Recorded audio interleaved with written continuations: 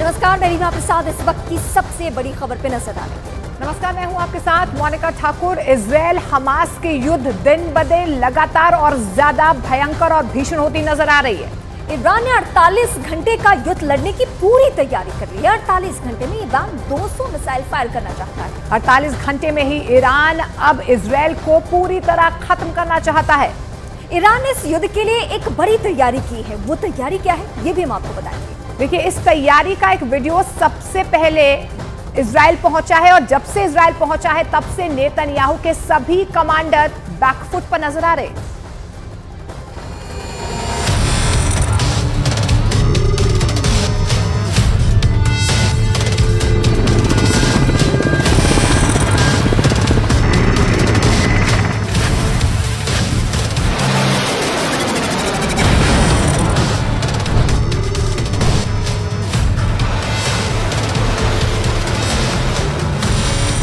Iran ने फैसला कर दिया है।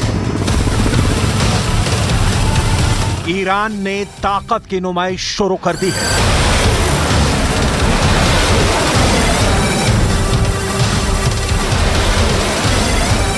ईरान ने ऐसी फायर पावर दिखानी शुरू कर दी है जिसकी जद में जो आएगा वो मिटा दिया जाएगा।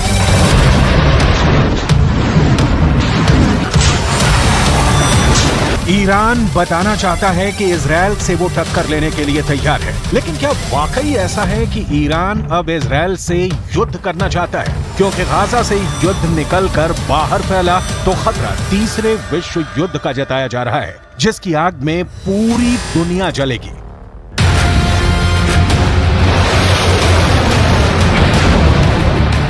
ईरान पर इस वक्त पूरी दुनिया की नजर है। इजराइल से लेकर ब्रिटेन और रूस से लेकर अमेरिका तक सब ईरान के इस फायर पावर पर नजर गड़ाए बैठे हैं, क्योंकि इन धमाकों, इन रॉकेट्स और इन टैंकों के टारगेट पर इस वक्त दो देश हैं। पहला है इजराइल और दूसरा है उसकी मदद करने वाला अमेरिका। इन दोनों देशों से दुश्मनी की सबसे नई वजह इस वक्त गाजा है और वहां हो रही बमबारी।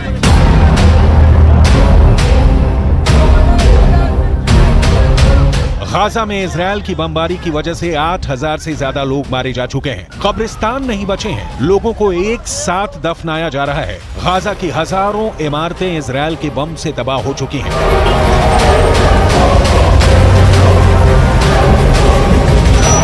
गाजा में 21,000 से ज्यादा लोग घायल हैं और गाजा का हर अस्पताल इस वक्त बुरी तरह जख्मी लोगों के इलाज में जुटा हुआ है। इन्हीं तस्वीरों की वजह से इस वक्त पूरे पश्चिम एशिया में गुस्सा है और इजराइल को बहुत बड़ी वार्निंग भी दे दी गई है।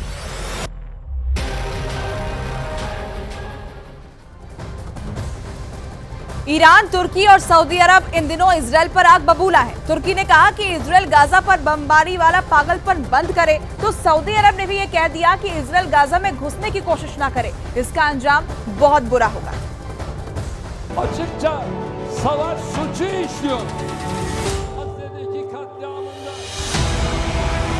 ईरान की तरफ से सबसे सख्त बात कही गई है। राष्ट्रपति रईसी ने ऐलान कर दिया है कि इजराइल की हुकूमत गिरने वाली है। कुल मिलाकर एक बात साफ है कि इजराइल गाजा पर नॉन स्टॉप बमबारी की वजह से पूरे पश्चिम एशिया में घिर चुका है। ईरान और सऊदी अरब की तरफ से तल्ख बातों के बाद अब तुर्की भी इजराइल के खिलाफ उतर चुका है। सवाल है कि क्या ये तीनों देश इजराइल के खिलाफ एक्शन को लेकर वाकई गंभीर हैं या फिर ये सिर्फ एक गीदड़ भभकी है? مطفن سیاست و راهبرد و قدرت و نظامیگری همه قدرت‌هایی است که دست به دست هم دادند تا چند هزار کودک را بکشند. آمریکا، انگلیس، آلمان، فرانسه، رژیم صهیونیستی ईरान ने इजराइल और अमेरिका दोनों को डराने के लिए एक बहुत बड़ा युद्धाभ्यास किया है। इस युद्धाभ्यास में ईरान की सेना ने 200 हेलीकॉप्टर का इस्तेमाल किया है। ईरान की IRGC यानी इस्लामिक रेवोल्यूशनरी गार्ड्स कोर के कमांडो ने इस्फहान के पास अपनी पूरी ताकत दिखाई है। इतने हेलीकॉप्टर एक साथ लॉन्च करने का मतलब युद्ध ही होता है। इसमें ईरान के कोबरा हेलीकॉप्टर भी शामिल हुए। यानी मैसेज साफ है, ईरान बताना चाहता है कि अपनी तरफ बढ़ती सेनाओं के खिलाफ कमांडो ऑपरेशन शुरू करेगा। 200 हेलीकॉप्टर के साथ ईरान अपनी क्विक रिएक्शन फोर्स का प्रदर्शन कर रहा है, क्योंकि अब नए जमाने की युद्ध में तेजी से हुई कार्रवाई ही निर्णायक साबित होती है। एक बड़ी कमांडो टीम को कैसे दुश्मन के इलाके में उतारना है, यह भी दिखाया गया। अमेरिका में बने C-130 हरक्युलिस विमान के जरिए कमांडोज को कैसे दुश्मन के इलाके में भेजना है, इसकी भी तैयारी दिखाई गई। लेकिन सबसे खतरनाक मैसेज ईरान की ड्रोन पावर है। यूक्रेन में शाहिद ड्रोन की कयामत वाली कार्रवाई के बाद अब ईरान कॉम्बैट ड्रोन में सुपर पावर बन चुका है। ड्रोन से मिसाइल कैसे फायर करनी है, दुश्मन पर कैसे पिन पॉइंट अटैक करना है, यह भी ईरान के इस युद्धाभ्यास में दिखाया गया। इसके बाद बारी आई है टैक्टिकल मिसाइल, यानी छोटी दूरी पर दुश्मन के टुकड़े पर कैसे सटीक हमला करके हाहाकार मचाना है। ईरान इसका भी एक्सपर्ट बन चुका है। ये सब हथियारों को इजराइल के बॉर्डर तक ले जाना ईरान के लिए आसान नहीं, लेकिन एक तरह से ये युद्धाभ्यास करके ईरान अपने दुश्मनों को बता रहा है कि अगर उसे अपनी जमीन पर युद्ध लड़ना पड़ा तो मुंह तोड़ जवाब मिलेगा।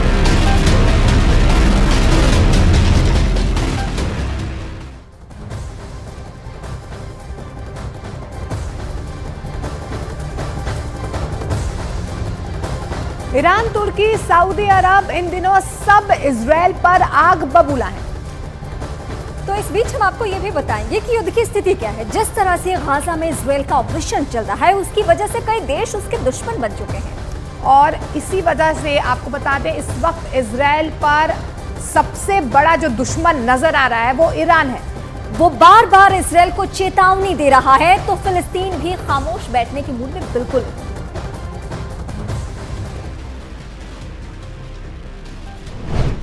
वैसे ईरान बार बार कह चुका है कि गाजा में इजराइल का ग्राउंड ऑपरेशन हुआ तो इसका मतलब युद्ध होगा, और तब उसे रोकने वाली कोई ताकत नहीं बचेगी।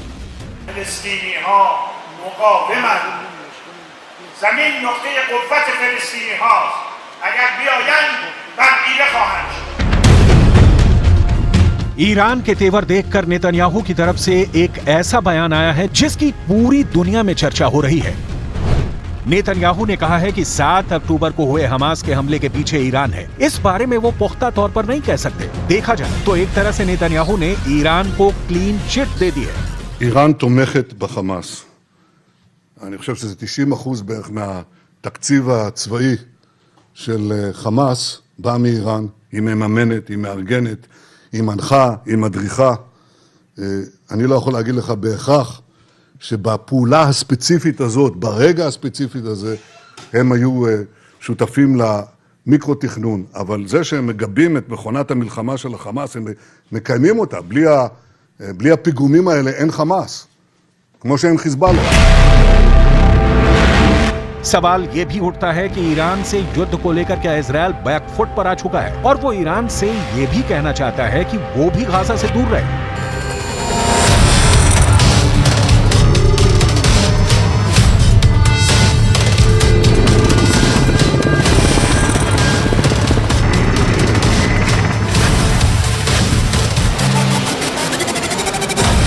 और अब ईरान भी अपनी जनता को खुश करने के लिए इजराइल के खिलाफ सिर्फ बयानबाजी पर फोकस कर रहा है। साथ में वो युद्धाभ्यास के वीडियो भी जारी करके बताना चाहता है कि ऑल इज वेल। ऐसे में सवाल है कि जब ईरान के लिए ये हथियार इजराइल के बॉर्डर तक पहुंचाना आसान नहीं, तो फिर गाजा को कौन बचाएगा?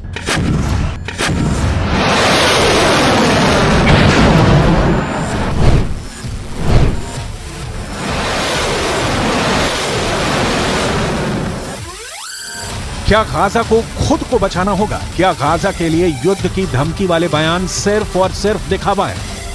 ये सवाल इसलिए क्योंकि इजराइल की सेना ने रात के दौरान चलाए गए ऑपरेशन के दौरान गाजा में कार्रवाई की है। हालांकि उसे शुरुआती झटकों के बाद समझ में आ गया कि गाजा में टिक कर ऑपरेशन करना उसके लिए आसान नहीं होगा।